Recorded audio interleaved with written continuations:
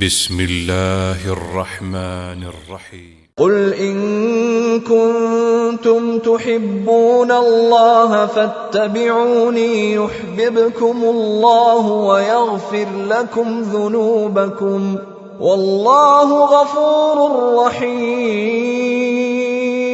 ہمیشہ سنت پر عمل کرنے اور سنت کی دعوت دینے والوں ہی کو سخت آزمایا جاتا ہے، اور سنت کی دعوت اور سنت پر عمل ایک ایسا یہ عمل ہے کہ ساری دنیا ان کے مخالف ہو جائے۔ شرح السنة تأليف إمام أهل السنة والجماعة في عصره أبي محمد الحسن بن علي بن خلف البربهاري۔ الحمد لله الذي هدانا للإسلام ومن علينا به وأخرجنا في خير أمة، اعلموا أن الإسلام هو السنة والسنة هي الإسلام، أشهد أن محمد رسول الله۔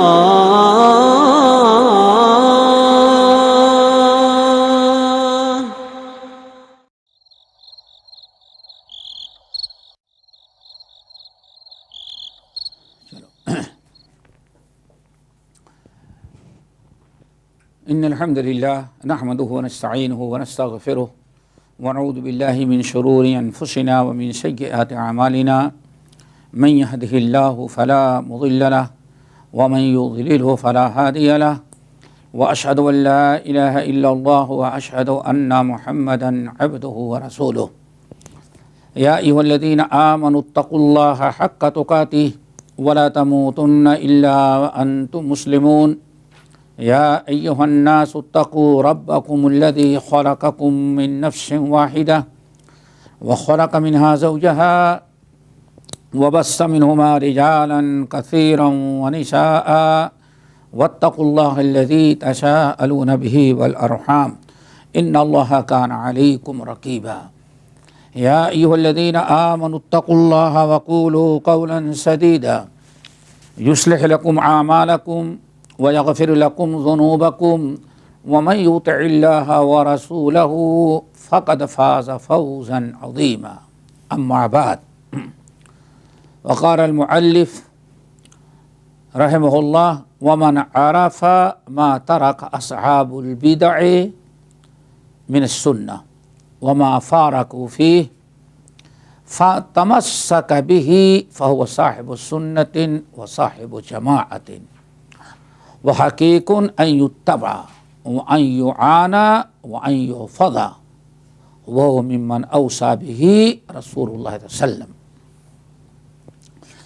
اس سے پہلے یہ بات چل رہی تھی کہ جس شخص نے کوئی بدعت ایجاد کیا اور بدعت کی طرف لوگوں کو بلایا،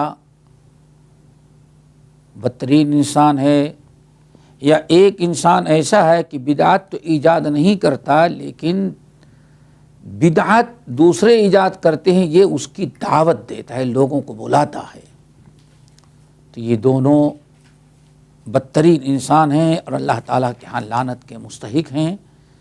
ان سے اجتناب اور ان سے بچنا بہت ضروری ہے، بلکہ ان سے دور رہنا نہایت ضروری ہے، کیونکہ ابلیس سے بھی زیادہ خطرناک ہیں۔ ابلیس کو لوگ دشمن سمجھتے ہیں، لیکن یہ دین کے نام پر ابلیس کا کام کرتا ہے، جھوٹ بولتا ہے اور سنت کے بجائے بدعت، یعنی اس لیے ابلیس کا ایجنٹ ہے، اور اس کو لوگ مسلمان سمجھتے ہیں، دیندار سمجھتے ہیں، کبھی عالم سمجھتے ہیں، سب کچھ اس دین کے نام پر بتاتا ہے، اس لیے اس کی باتوں سے زیادہ نقصان ہوتا ہے، شیطان اتنا نقصان نہیں پہنچتا۔ آج جو میں نے پڑھا یہ چپٹر جو ہے بڑا اہم ہے۔ امام بربہاری رحمۃ اللہ علیہ کہتے ہیں: وَمَنْ عَرَفَ مَا تَرَكَ أَصْحَابُ الْبِدَعِ، جس شخص کو معلوم ہو گیا وہ دین اور سنت کی باتیں جو اہل بدعت نے چھوڑ رکھا ہے۔ اہل بدعت میں دونوں چیزیں کبھی اکٹھا نہیں ہو سکتی، سنت اور بدعت دونوں کبھی اکٹھا نہیں ہو سکتی۔ اسی لیے بدعتی سنت چھوڑے گا تبھی بدعت پر عمل کرے گا۔ تو جن سنتوں کو اہل بدعت نے چھوڑ دیا ہے، وما فارقوا فیہ، اور جس سے وہ علیحدہ ہو چکے ہیں، جس سنت کو چھوڑ دیے، نظر انداز کر دیے اور کنارہ کشی اختیار کیے ہیں، فَتَمَسَّكَ بِهِ فَهُوَ صَاحِبُ بِدْعَةٍ، پھر جس انسان کو معلوم ہوا کہ اہل بدعت اس سنت کو چھوڑے ہیں، اس حدیث پر عمل نہیں کرتے، یہ بدعت ایجاد کیے ہیں، اگر کوئی شخص ان سنتوں پر عمل کرے جن کو اہل بدعت نے چھوڑ دیا ہے، تو وہ شخص صاحب السنہ ہے، صاحب سنہ ہے، اس سنت پر عمل کرنے والا ہے۔ وصاحب جماعت، اور صاحب جماعت یعنی وہی اہل سنہ والجماعہ ہے۔ سنت سے مراد سنت رسول، جماعت سے مراد جماعت صحابہ اور سلف ہے۔ جیسے اللہ کے رسول نے ارشاد فرمایا، نجات پانے والا فرقہ کون ہے؟ ما انا علیہ و اصحابی، وحقیق، اور یہ مستحق ہے کہ اس کی اتباع کی جائے، وَأَن يُعَانَ، اس کی مدد کی جائے، وَأَن يُحْفَظ، اور اس کی حفاظت کی جائے، اس کی نصرت کی جائے۔ وَهُوَ مِمَّنْ أَوْصَى بِهِ رسول اللہ صلی اللہ علیہ وسلم، اور یہی وہ چیز ہے جس کی اللہ کے رسول نے وصیت کی۔ کیا وصیت کیا؟ علیکم بسنتی وسنت الخلفاء الراشدین المہدیین عضوا علیہا بالنواجذ۔ اور علم کیسے ہوگا؟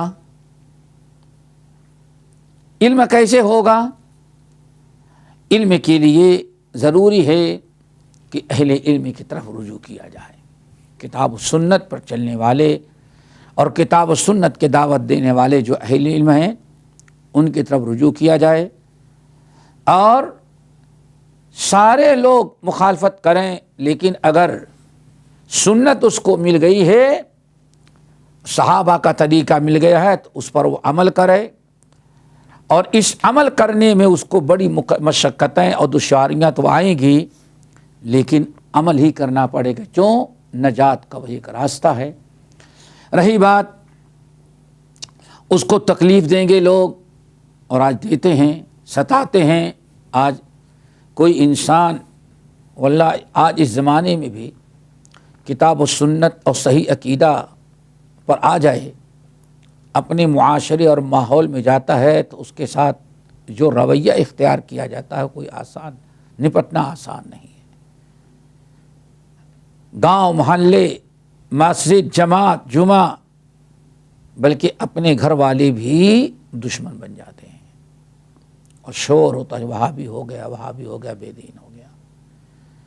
لیکن ایسے موقع پر انسان کو چاہیے کہ ثابت قدم رہے اور نبی علیہ الصلوۃ والسلام کی اس بشارت پر عمل کرے کہ آپ نے ارشاد فرمایا، ایک دور ایسا آئے گا، اتنے فتنے، اتنے منکرات، اتنی برائیاں عام ہو جائیں گی، اس قدر ہماری سنتوں کو چھوڑ کر کے لوگ بدعت میں مبتلا ہو جائیں گے کہ کوئی شخص اس موقع پر میری سنت کا علم ہو جانے کے بعد عمل کرے گا تو کالقابض علی الجمرہ، اتنا ہی دشوار ہوگا جتنا آگ کا انگارہ ہاتھ میں لینا دشوار ہوتا ہے، لیکن اس کو ثواب بھی اتنا ہی ملے گا جتنا اللہ کے رسول نے فرمایا بعض روایتوں میں کل ہجرت الیہ، مسلمان ہونے کے بعد اگر اس کی قوم کو لوگ ستاتے ہیں، وہ ہجرت کر کے میرے پاس مدینہ آ جائے تو اس کو اس ہجرت کا جتنا ثواب ملے گا اتنا ہی ثواب میری اس امت کو ملے گا جو فتنے میں سارے لوگ مخالفت کرتے ہیں لیکن ہماری حدیث پر وہ عمل کرتا ہے، میری سنت کو مضبوطی سے پکڑتا ہے۔ یہی اہل سنت والجماعت کا عقیدہ ہے، اور یہی طریقہ ہونا چاہیے کہ ماحول میں کفریہ شرکیہ ماحول میں بھائی کیا بتائیں، ہے تو غلط، لیکن اب لوگوں کو ساتھ دینا پڑتا ہے، معاشرے میں رہنا ہے تو ان کے طرح کچھ نہ کچھ ان کے ہاں میں ہاں ملانا پڑتا ہے۔ اسلام اس کی اجازت نہیں دیتا، آپ کھل کر کے رہیں، اگر نہیں ناممکن ہے تو وہاں سے نکل کر کے کسی ایسی جگہ میں جائیں جہاں آپ کا ارض اللہ واسعہ، الحمدللہ وہاں سے نکل جائیں۔ کتاب و سنت کا چرچا جب آج سے 200 سال قبل ہندوستان میں شروع ہوا تو کہاں کہاں کیسے کیسے ایذا دی گئی اور لوگ کس طرح سے ہجرت کیے اور کہاں کہاں جا کر کے آباد ہوئے۔ اللہ رب العالمین نے انہیں پورا اجر و ثواب دیا، اس لیے ہمیں ایسے موقع پر ہمت سے کام لینا چاہیے۔ مؤلف آگے بیان فرماتے ہیں، وَعْلَمْ، اچھی طرح سے یاد رکھو، ان اصول البدع 4 ابواب، بدعت کے 4 دروازے ہیں۔ مین فرقے بدعت کے کتنے ہیں؟ 4 ہیں، باقی انہی 4 سے سب مزید فرقے نکلتے ہیں۔ کیا مطلب ہے؟ آپ لوگوں نے سنا حدیث کہ اللہ کے رسول نے ارشاد فرمایا میری امت کتنے فرقوں میں تقسیم ہو جائے گی؟ 73، صرف ایک ہدایت پر ہوگا، باقی 72 گمراہی پر ہوں گے۔ امام بربہاری رحمۃ اللہ علیہ کہتے ہیں یہ 72 فرقے یا اس سے جو بنیں گے اصل میں وہ انہی 4 بنیادی قسمیں ہیں، انہی سے یہ نکلتے جائیں گے اور ہزاروں کے تعداد میں ہو سکتے ہیں، لیکن مین بدعت کے دروازے کتنے ہیں؟ 4، باقی سب اسی سے نکلتے جائیں گے۔ آج انہی کو سمجھنا ہے۔ کہتے ہیں یتشعب من هذه الاربعہ، انہی 4 سے کتنے فرقے بن جائیں گے؟ مین اصل میں 4 ہوں گے، پھر 4 سے 72 بنیں گے، پھر ان میں بھی ایک دوسرے سے کیا فرقے بنتے بنتے ہزاروں کی تعداد میں ہو جائیں گے۔ سب کے سب ضلالت و گمراہی پر ہوں گے۔ وَهُوَ إِلَّا وَاحِدَةٌ، مگر صرف ایک فرقہ جو ہوگا وہ ہدایت پر ہوگا، اور وہ کون ہے؟ من آمن بما فی ھذا الکتاب، جو ایمان رکھتا ہے ھذا الکتاب، الف لام میم ذالک الکتاب، یعنی قرآن ہے، ھذا الکتاب سے مراد یہ کتاب یعنی قرآن پاک۔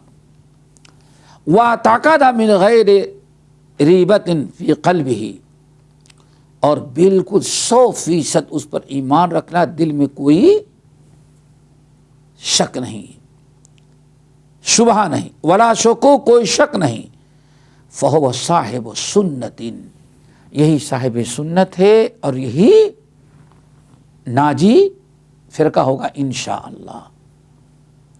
سمجھ گئے؟ یہ 72 فرقوں میں کی جو اللہ کے رسول نے بشارت خبر دی ہے، وہ 72 کوئی ضرور نہیں کہ ایک دن میں جائے، مین 4 فرقے بدعتی بنیں گے، 4، پھر انہی 4 سے یہ 72 بنیں گے، اور پھر 72 سے پتہ نہیں اور کتنے بنے گے، یعنی ایک فرقے میں سے بھی کئی فرقے ہوں گے۔ پھر وہ فرقہ جنت میں جانے والا کون ہوگا؟ جو قرآن پر ایمان رکھتا ہے، شکوک و شبہات کے بغیر 100% یقین کے ساتھ، سنت پر عمل کرتا ہے، یہی ناجی فرقہ ہوگا، یہی اہل سنت والجماعت ہوگا۔ اب یہاں بدعت کو سمجھنا ہے، آج بدعت کو، بدعت آپ نے سنا کہ مین قسم بدعت کی کتنی ہیں؟ 4، ضلالت و گمراہی کی۔ اور ہمیں ضروری کیا ہے نجات کے لیے؟ سنت، علیکم بسنتی و سنت الخلفاء الراشدین المہدیین عضوا علیہا بالنواجذ. کتنے بھی فرقے بنے، کتنے بھی اختلاف ہو، اور اختلاف میں تمہیں کتنی بھی تکلیف دی جائے، صراط مستقیم پر قائم رہنے میں کتنی بھی تکلیف دی جائے، ہماری سنت اور ہمارے صحابہ کے سنت کو مضبوطی سے پکڑ لینا، کیونکہ یہی نجات کا ذریعہ، اسی میں اللہ تمہاری مدد کرے گا. یہ بدعتیں جو ہیں اصل میں پہلے تو سمجھیں کل ضلالۃ فی النار، ہر قسم کی بدعت کیا ہے؟ وہ گمراہی ہے. بدعت پہلے تو دو قسمیں سمجھے بدعت کی، پہلے دو قسمیں بدعت کے سمجھے، وہ چاروں فرقے نہیں، دو قسمیں. ایک کہا جاتا ہے اصلیہ، اصلی بدعت، اصلی، ہاں، اور ایک ہے اضافی، اضافی. دونوں میں فرق کیا ہے؟ اصلیہ، شیخ صالح فوزان نے کتاب جو توحید پر لکھی ہے نا، اس کا اردو ترجمہ بھی اس کو ضرور پڑھیں، بہت اچھی کتاب ہے، سیدھے سادے آسان لفظوں میں سمجھانے کے لیے. تو اس میں بدعت کا بھی تذکرہ ہے، تو بدعت کو سمجھانے کے لیے انہوں نے کئی وضاحتی طور پر اس کی قسمیں بیان کی ہیں. بہرحال اس کتاب کو پڑھیے گا. ابھی بتانا کیا ہے کہ بدعت اصل میں دو قسم کی ہے، اصلیہ اور اضافیہ. اصلیہ اور اضافی. اصلیہ کیا ہے؟ اصلیہ کہتے ہیں کہ انسان نے کوئی ایسی چیز دین کے نام پر ایجاد کیا، دین کے نام پر ایجاد کیا، اس کو دین سمجھتا ہے، دین بنا کر کے لوگوں کو سمجھاتا، بتاتا، اس پر عمل کرتا ہے، حالانکہ وہ ایسی چیز ہے جس کی کوئی اصل کتاب و سنت میں موجود نہیں ہے، کوئی اس کی اصل ہے، اصلیت ہے ہی نہیں. اردو میں بولتے ہیں اصلیت، تمہاری اصلیت سمجھا، اصلیت ہی نہیں ہے، ٹوٹل اپنی طرف سے گڑھی ہوئی چیز ہے. جیسے آج تیجا دیکھ لیں، تیجا، 40واں، محرم، تعزیہ، عید میلاد، کوئی اس کی نظیر اور مثال وہاں ملتی ہی نہیں. سمجھ گئے نا؟ یہ اصلی کل بدعت ضلالہ وکل ضلالۃ فی النار. اور ایک بدعت اضافیہ ہے، اضافیہ، اضافہ کرنا، اضافہ. بدعت اضافیہ کیا ہے؟ اس کو سمجھیں. اصل چیز جو ہے بدعت اضافیہ میں، اصل چیز تو کتاب و سنت سے ثابت ہے. سمجھو پہلے اس کو، اصل چیز کتاب و سنت سے ثابت ہے، لیکن اس کو ادا کرنے میں اس میں کچھ اپنی طرف سے کیا کر دیا جائے؟ اضافہ کر دیا، بڑھا دیا جائے. ہے تو بدعت، لیکن اس میں کیا ہو گیا ہے؟ اضافہ. اس کے عمل کرنے کا طریقہ، اس کے عدد میں، اس کی تعداد میں، اس کی صفت میں، اس کی کیفیت میں آپ اضافہ کر جائیں. اس کو کیا کہا جاتا ہے؟ بدعیہ. مثال کے طور پر چھوٹی سی، چلو شب برات کو لے لو. شب برات جانتے ہیں نا، شعبان کی 15ویں تاریخ. اب اس کے اندر اولاً تو کسی بھی صحیح حدیث سے ثابت نہیں، جمہور کے نزدیک. نمبر 2، بعض اہل علم نے ان ضعیف حدیثوں میں سے حدیثیں وہ ضعیف حدیثیں جن میں شعبان کی 15 شب کی فضیلت آئی ہے، بعض اہل علم نے ان کو کہا کہ کچھ نہ کچھ تو اصلیت اس کی ہے. ٹھیک ہے نا؟ کیا کہ اللہ تعالیٰ اس رات کو بہت سارے لوگوں کو معاف کرتا، اتنا ہے نا۔ دیکھیں ایک اصل تو چلو لوگوں کے کہنے کے مطابق یا بعض اہل علم کے مطابق ایک اصل تو موجود ہے، ٹھیک ہے نا، لیکن اب اس میں لوگوں نے کتنا اضافہ کرنا شروع کیا؟ مردوں کی عید، مردوں کی عید، ساری روحیں اپنے رشتہ داروں کی روحیں اپنے رشتہ داروں سے ملنے کے لیے آتے ہیں۔ آ گئی بات نہیں؟ قبرستان جانا، کتنی کتنی چیزیں، اگر اس کو صحیح بھی مان لیا جائے تو اتنے اضافے ہو گئے، ٹھیک ہے نا۔ دوسری مثال، عاشورے کی فضیلت ثابت ہے، نہیں ثابت ہے؟ ثابت ہے۔ روزہ عاشورے کی فضیلت ثابت ہے، ایک روزہ جس نے عاشورے کا رکھا اللہ تعالیٰ سال بھر کے گناہ معاف کرتے ہیں۔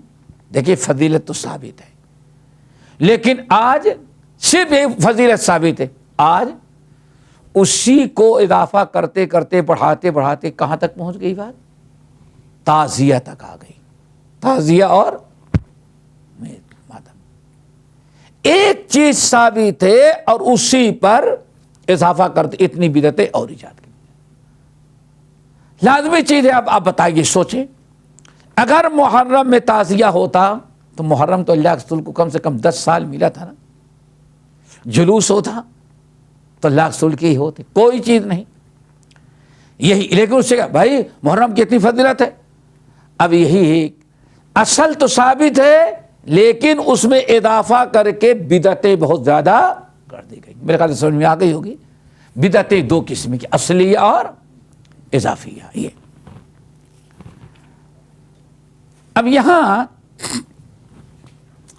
ایک چیز اور بڑی اہم ہے، اس کو بھی سمجھنا ہے۔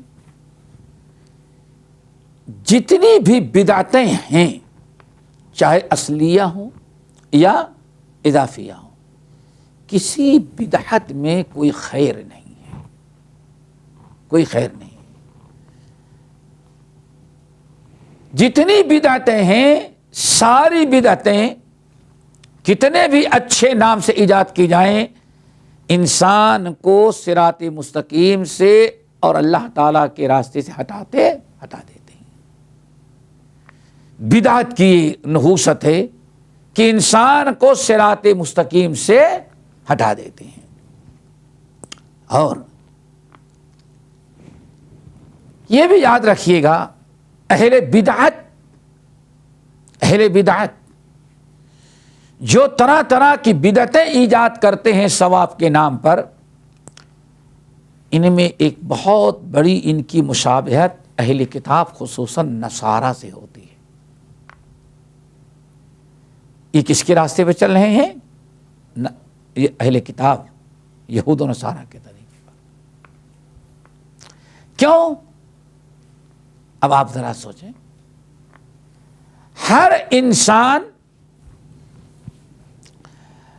اگر غور سے سوچے کہ جتنی بھی بدعتیں ہیں سب ثواب اور اجر کے نام پر، دین کے نام پر، اللہ تعالیٰ کے تقرب کے نام پر ایجاد کی جاتی، جتنی بدعتیں ہیں، ہر بدعت کے پیچھے لوگوں کا دعویٰ کیا ہے؟ اے اللہ نیک اجر ثواب، نیکی، اس میں کیا حرج؟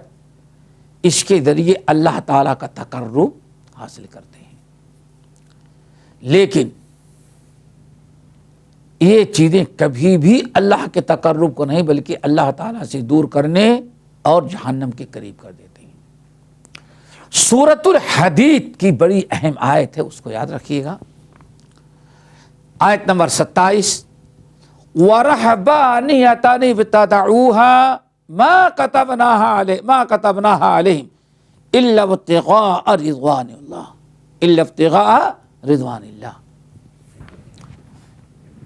اللہ فرماتے ہیں ان یہود و نصارہ خصوصاً عیسائیوں نے رہبانیت کو ایجاد کیا۔ بدعت کے معنی ایجاد، وَرَهْبَانِيَّةً ابْتَدَعُوهَا، انہوں نے رہبانیت اختیار کی، ایجاد کیا۔ رہبانی جانتے ہو نا، دنیا سے کنارہ کشی اختیار کر کے صرف کسی جگہ جا کر کے اللہ تعالیٰ کی عبادت میں بیٹھ جانا. اور اس کی ایک مثال نبی علیہ السلام نے دی کہ یہ جو دیکھے جو یہود و نصارہ کے گرجے و چرچ ہیں، یہی ان کی ایک نشانی اور علامت کے طور پر اللہ نے ابھی باقی ہے. اور یہ چیز ہر ایک کے اندر ہے. وجہ کیا ہے؟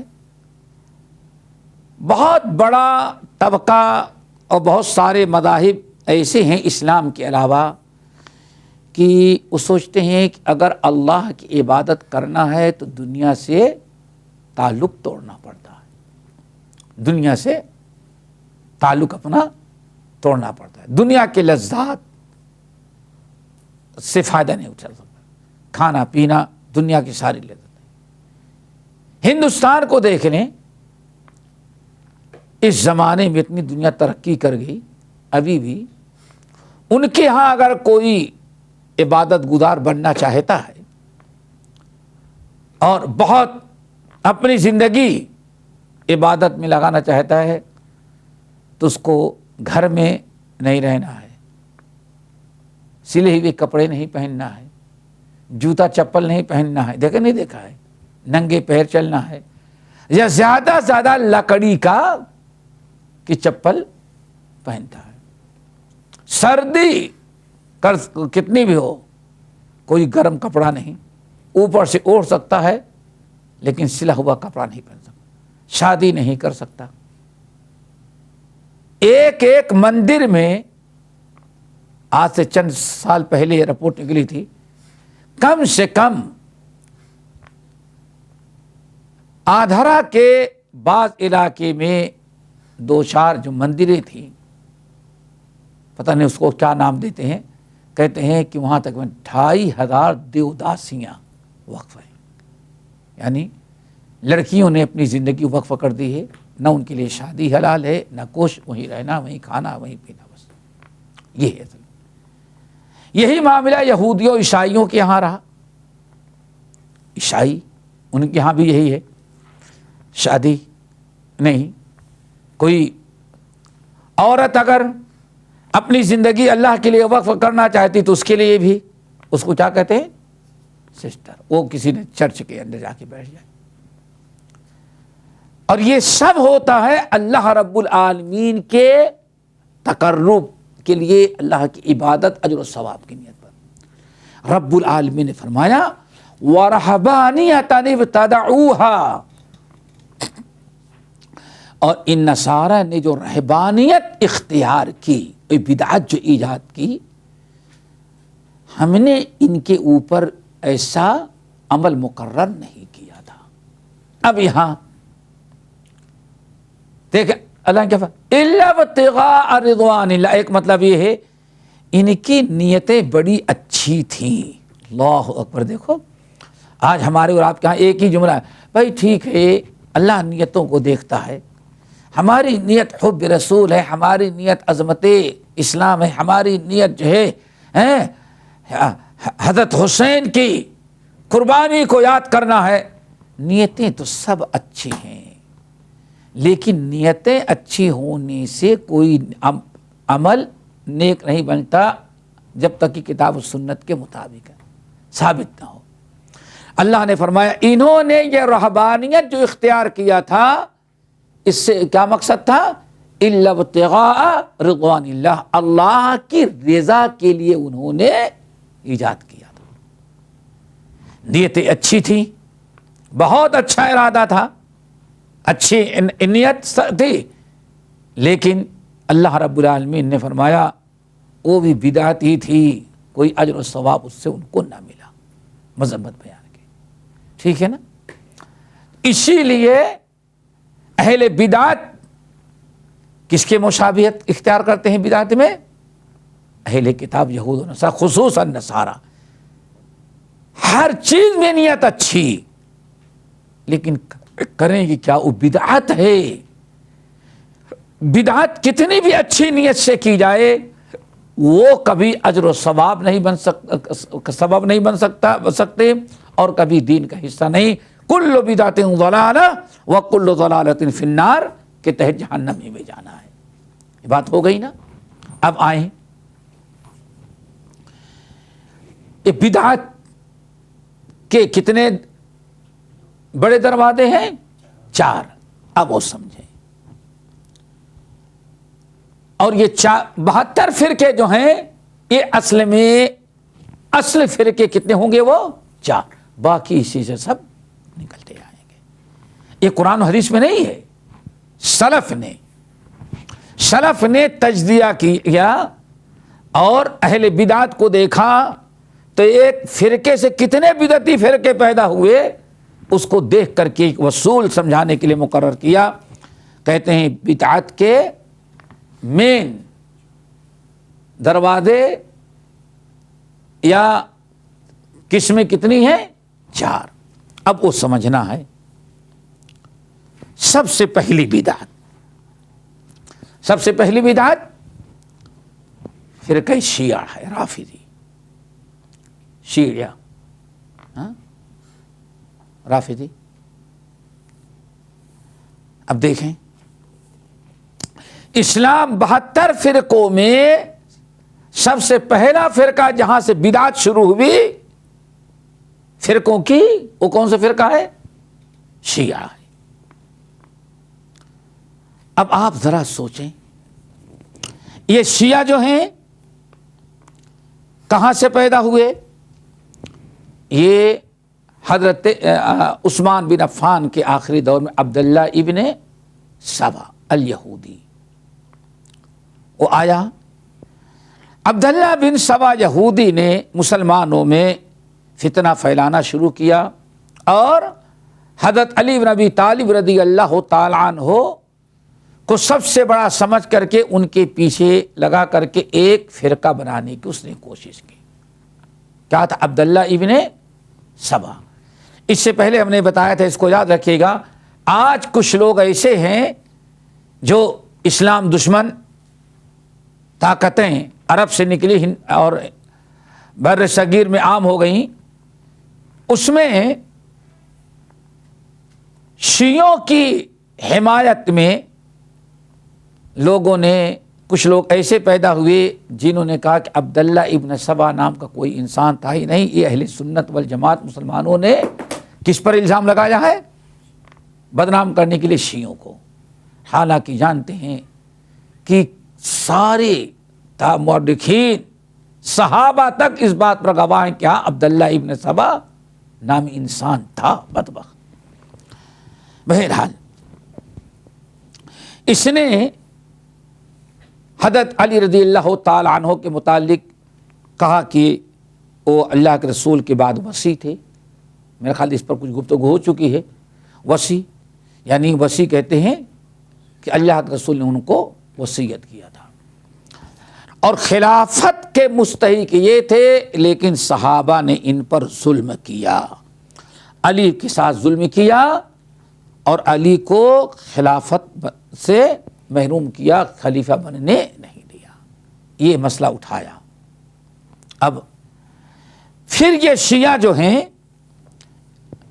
اس طرح سے شیعہ مذہب آزاد رائج ہوا اور یہ پھر شیعہ جو ہے وہ اس کے اپنے تقریباً کہتے ہیں 4 قسمیں بڑی بڑی ہیں شیعوں کی. کتنی؟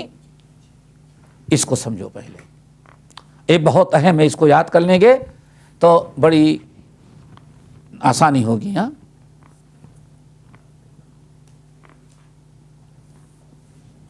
کتنے بڑی قسمیں ہیں شیعوں کی؟ 4. نمبر 1، اس کو ذرا اچھی طرح سے یاد رکھنا.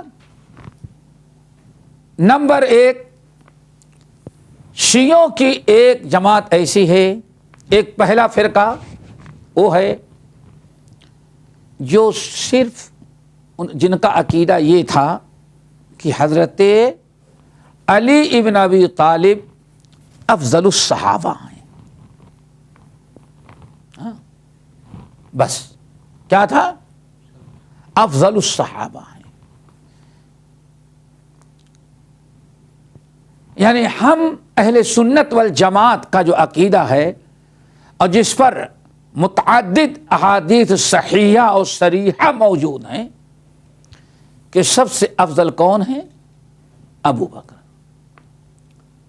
پھر دوسرے نمبر پر عمر، تیسرے پر عثمان اور چوتھے پر حضرت علی رضی اللہ تعالی عنہ. یہ اصل ہے. یہاں یہ اصل میں ان کا جو عقیدہ ہے، شیعوں کا پہلا فرقہ، ان کا یہی عقیدہ ہے کہ ان چاروں میں افضل کون ہے؟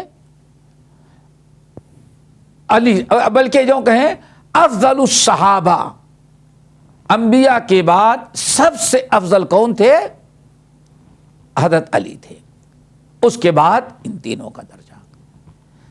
عام طور پر جو اہل سنت والجماعت کا عقیدہ تھا، یا حضرت علی رضی اللہ تعالیٰ عنہ کے زمانے صحابہ کا جو نظریہ تھا، ہر صحابی اسی پر متفق تھا کہ سب سے افضل ابو بکر، ثم عمر، ثم عثمان، ثم علی. اور یہی تقریباً احادیث سے پتہ چلتا ہے. کسی صحابی نے اس پر کبھی اختلاف نہیں کیا، نہ عثمان کے پہلے، نہ عثمان کے بعد، نہ اس زمانے میں. لیکن عبداللہ بن سبا کی وجہ سے ایک فرقہ یہ پیدا ہوا جنہوں نے حضرت علی کو افضل الصحابہ قرار دیا. خلافت کے مسئلے میں انہوں نے کوئی دخل نہیں دیا. یہ نہیں کہا کہ علی سب سے پہلے خلافت کے مستحق تھے، اور اس کے لیے انہوں نے کبھی ہنگامہ بھی نہیں کیا. اب لازمی چیز ہے، مقصد یہی تھا کہ سب سے افضل ہیں تو خلافت ان کو ملنی چاہیے.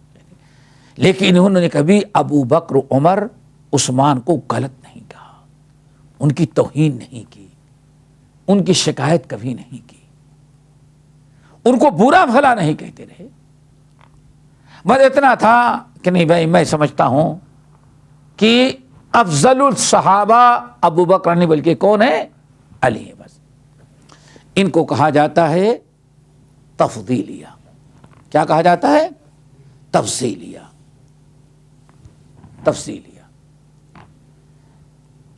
اور یہی شیعوں میں سب سے اقرب اہل سنہ کون ہے؟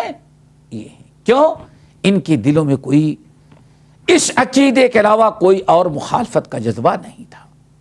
کبھی بھی اب وہ کسی صحابی کے متعلق، ابو بکر، عمر، عثمان کے متعلق کوئی بھی غلط حرکت انہوں نے نہیں کی. ہمیشہ ادب والحدود رکھا، اچھا سمجھا. لیکن یہ تھا کہ ہاں افضل کون تھے ان سے؟ علی. اللہ رب العالمین ایسے لوگوں کو معاف رکھے. پہلا فرقہ ہو گیا نا. اور آج بھی ایسا فرقہ موجود ہے. ایک انسان کی تحقیق ہو سکتی ہے، اس کو ہم کافر نہیں کہیں گے، مشرک نہیں کہیں گے، گمراہ نہیں کہیں گے. سمجھ کی غلط ضرور کہہ سکتے ہیں کہ ہاں بھائی ایسا نہیں، بلکہ جمہور صحابہ کا خیال یہ تھا. ہر ایک کے فضائل وہ مانتے ہیں، ہر ایک کے فضائل مانتے ہیں. سمجھ گئے نا؟ انکار نہیں کرتے. مثل مشہور ہے، دیکھو اہل سنت والجماعت. ایک عالم تھے تقسیم سے پہلے، مولانا عبد التواب علی گڑھی. مولانا عبد التواب علی گڑھ کے رہنے والے تھے. یہ حافظ الحدیث تھے، حافظ الحدیث. نواب صدیق حسن خان بھوپالی رحمۃ اللہ نے جب اعلان کیا کہ جس نے بلوغ المرام یاد کر لے گا زمانی، اس کو اتنا انعام، جو مشکات یاد کرے گا اس کو اتنا انعام، جو بخاری یاد کرے، تو پتہ چلا کہ بخاری انہوں نے یاد کی تھی. کون؟ مولانا عبد التواب علی گڑھی رحمۃ اللہ علیہ. بہترین قسم کے واعظ تھے، صرف حدیث ہیں یہ. اور اتنا اللہ تعالیٰ نے جذبہ دیا تھا، اللہ ہم سب کو اسے جذبہ دے. یہ نکل جاتے تبلیغ میں تو مہینوں مہینوں گھر آتے ہی نہیں تھے. اور اس زمانے میں نہ ٹیلی فون وغیرہ تھا نہیں، تو بس تو اس وقت جو پیپر نکلتا تھا اس پیپر میں گھر والے اطلاع دیتے، بھائی ان سے کہیں گھر والوں کو بتائیں کہاں ہے. 3 مہینے سے گھر والے انتظار کرنے بہت مشغول رہتے تھے. ایک مرتبہ بنارس آ گئے. کہاں آ گئے؟ بنارس. دیکھو یہ لوگ ہمارا کہنے ہمارا عقیدہ سب کا ہے، سارے صحابہ افضل ہیں، لیکن سب میں افضل ابو بکر، عمر، عثمان، پھر علی. اتنا ہی اختلاف ہے، باقی اور کوئی فرق نہیں ہے. ہاں آئے تو پتا چلا تو وہاں کی مرکزی مسجد جو ہے بنارس کی طیب شاہ ہے. طیب شاہ مسجد میں انہوں نے درس دیا اور حضرت علی کے فضائل بیان کیے. حدیثیں تو یاد ہی تھی. اپنے پورے تقریر میں حضرت علی، فاطمہ، حسن، حسین، اتنی حدیثیں پڑھے، ایسی زبردست تقریر کہ سارے شیعہ آ کر کے بیٹھ کے سوچے ہمارا مولوی ان کی آگے سے آگے سنیوں میں کہاں آ کر کے بیٹھ گیا. ماشاءاللہ شیعہ روتے تھے بیٹھ کر کے، تو روتے ہیں نا شیعہ، خوب دھاڑے مار کر کے رو رہے ہیں. تقریر ختم ہوئی تو انہوں نے کہا کل ہمارے امام باڑے میں آپ کی تقریر ہوگی. سمجھ گئے نا. پھر امام باڑے میں لے گئے ان کو، امام باڑے میں لے گئے، وہاں تقریر کی. اور وہاں گئے تو پہلے دن تو انہوں نے سب کا دل جیت ہی لیا تھا. وہاں جو انہوں نے تقریر کی تو حضرت ابو بکر، عمر، عثمان کی فضیلت، وہاں اس پر بھی شیعہ رو رہے تھے. اس پر بھی شیعہ، یعنی یہ نہ سمجھی. تو ہمارا عقیدہ یہ ہے سارے صحابہ فضیلت کے مستحق ہیں، لیکن افضل جو ہے ترتیب اہل سنت نے رکھی ابو بکر، عمر، عثمان و علی.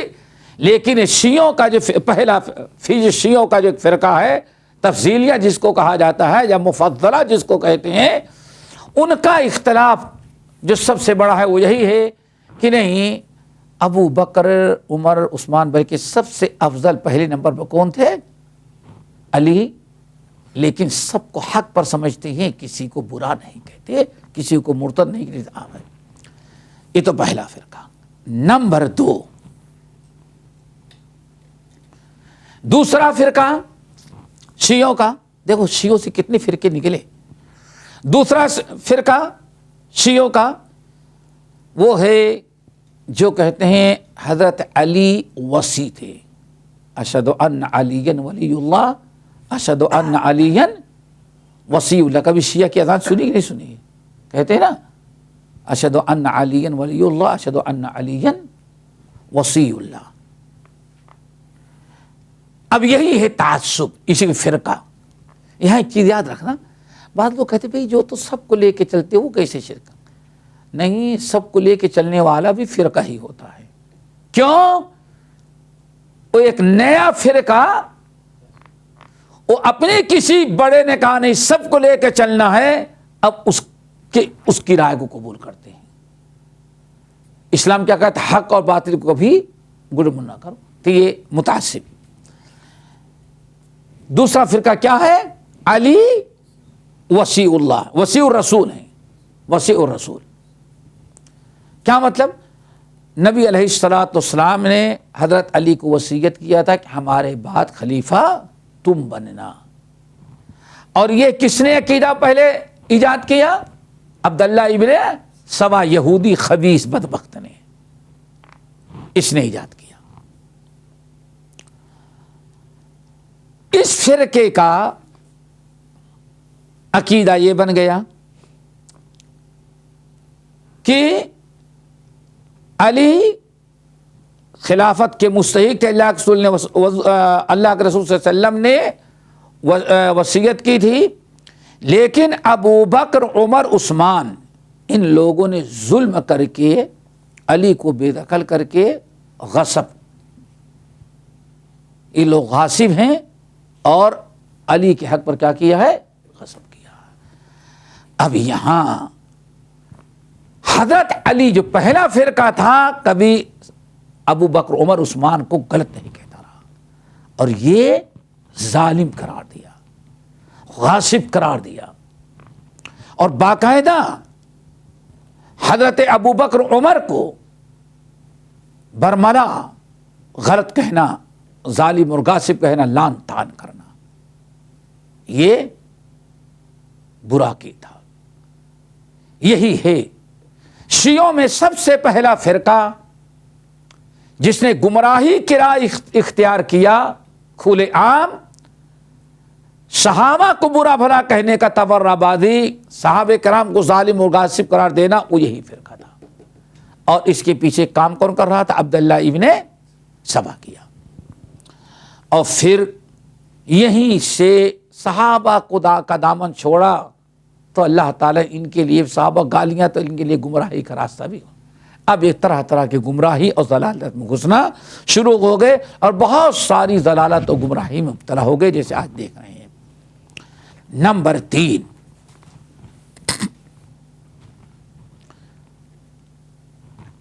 3،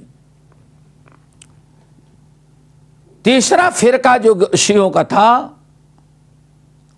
وہ بڑا بدبخت اور غالی قسم کا تھا، غلو کرنے والا، بڑا غالی، یہاں تک کہ انہوں نے حضرت علی کے بارے میں اتنا غلو کیا کہ اللہ تعالیٰ نے رسالت جو لے کر کے بھیجی تھی وہ کس کے لیے؟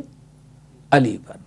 حضرت علی کو اللہ تعالیٰ نے رسول بنایا، جبرائیل امین کو وحی لے کر کے جب بھیجا تو کس کے پاس بھیجا؟ حضرت علی کے پاس۔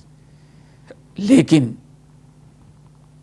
صحابہ نہیں، پہلا فرقہ، دوسرا فرقہ کس کو خائن قرار دیا؟ ابو بکر، عمر، عثمان اور صحابہ کو۔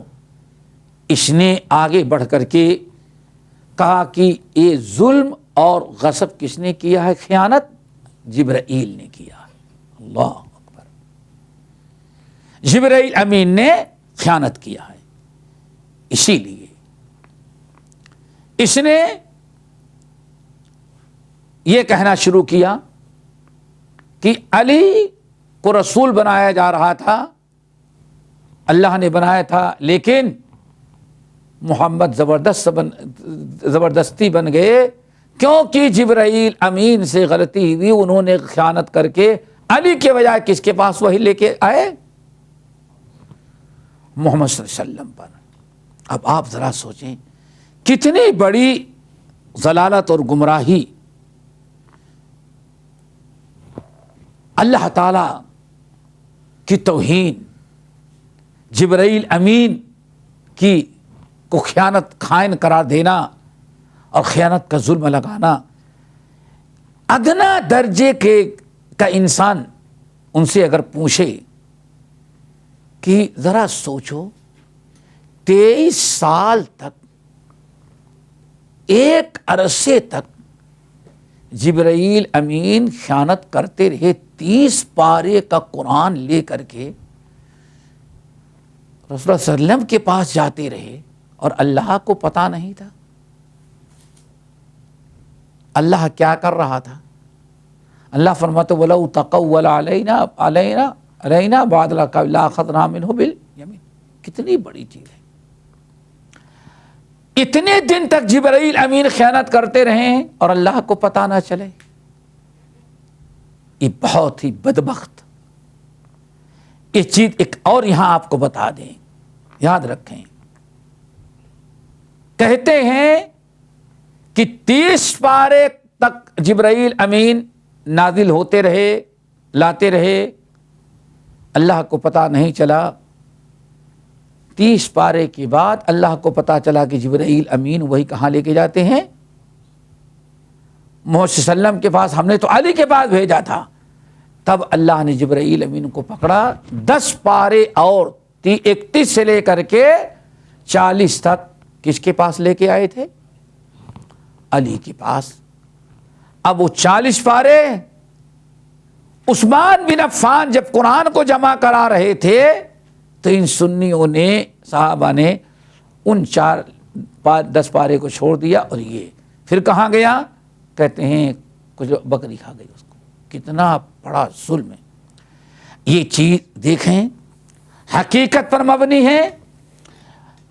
یہ بات اس لیے ہم بتا دے رہے ہیں اور اس کو نوٹ رکھیں, یاد رکھیں کہ آج بھی شیعوں میں ایک غالی فرقہ یہی عقیدہ رکھتا ہے, اور بعض ساتھیوں نے 10 پارے ان کے الگ سے دیکھا بھی ہے, آج بھی شیعوں کے پاس موجود.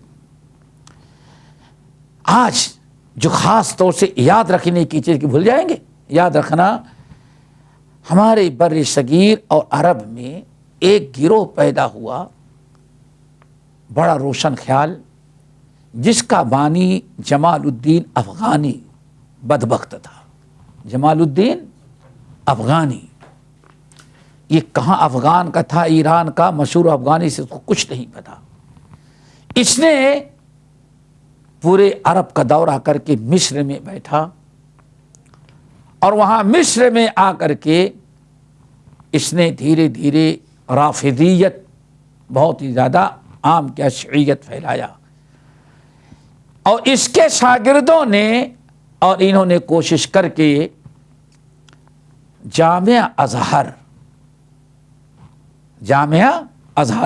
یعنی ازہر یونیورسٹی مصر کی جو ہے, وہاں جو فقہ پڑھائی جاتی تھی, جو عقیدہ پڑھایا جاتا تھا اہل سنت والجماعت کا, ان لوگوں نے کوشش کر کے ازہر یونیورسٹی میں کوشش کر کے شیعہ مذہب بھی ویسے تعلیم دی جائے جیسے سنی مذہب کی تعلیم ہوتی ہے.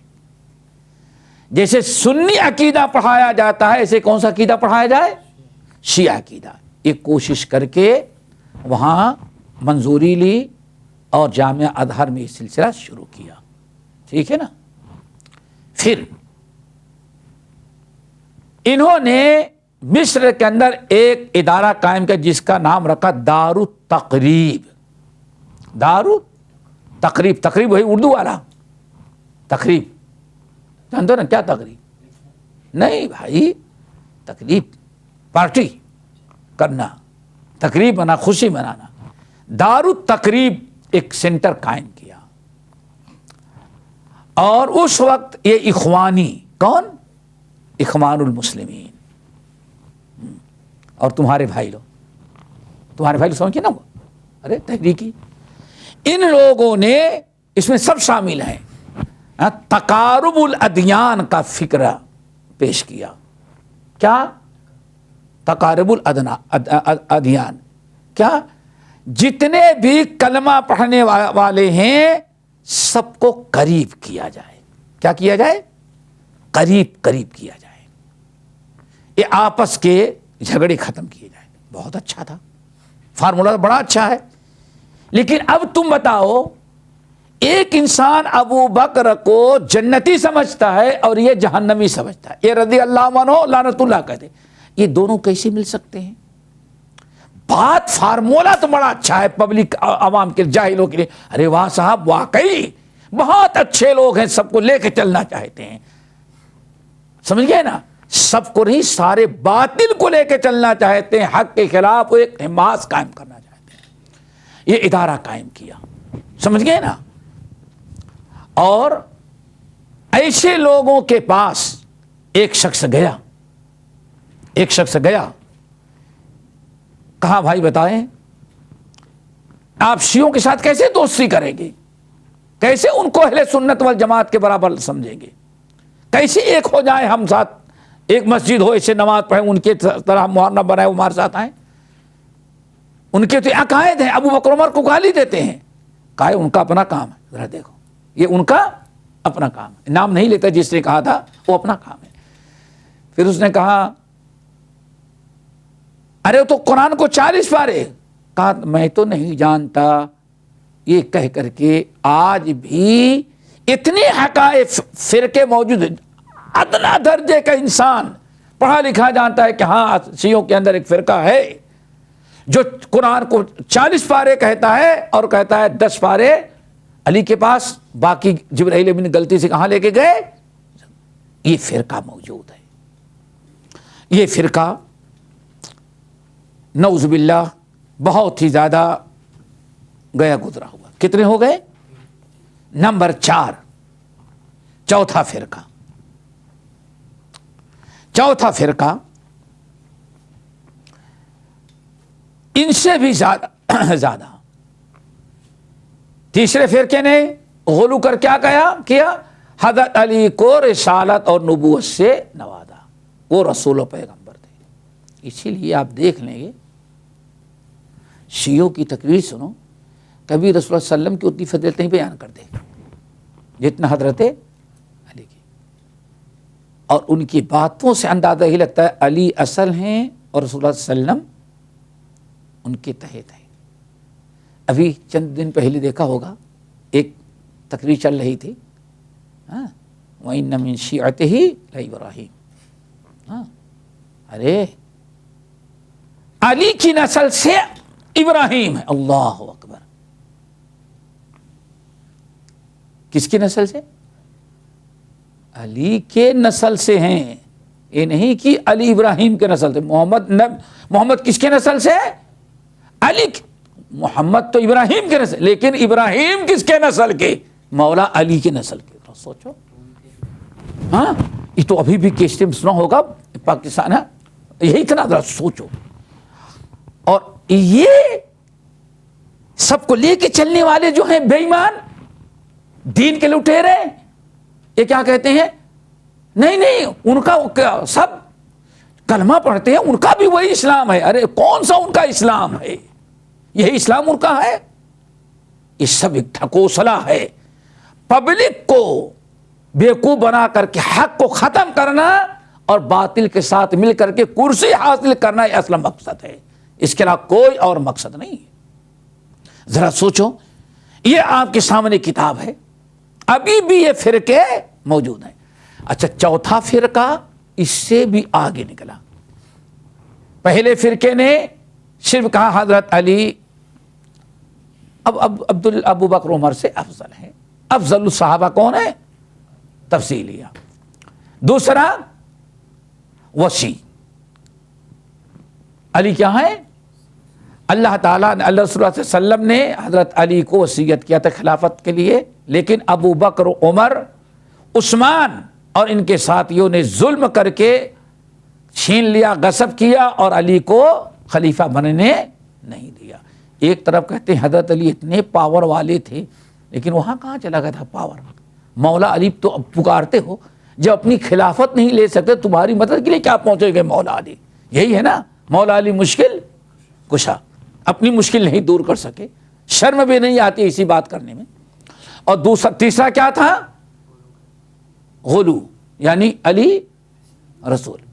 चौथा ये था कि नहीं, चौथा ये था कि अली ही अल्लाह है, अलीयुल अज़ीम। देखो मौला अली के बारे में अलीयुल, बेईमानों ने अलीयुल अज़ीम किस पर फिट किया है? अलीयुल कबीर, अली के बारे में। और आज भी है, समझ गए ना, ऐसे लोग मौजूद हैं। और इस फिरके का तज़किरा कुरान बाद में भी था, आज भी लोग मौजूद हैं। और इमाम सही मुस्लिम की रवायत में मुकद्दमे में भी इसका तज़किरा है इस फिरके का, और आज तक तो चला ही आ रहा है। ये सबसे ज़्यादा गुलू करने वाला फिरका है, और यही वो फिरका था। यही फिरका कौन सा? ये चौथा।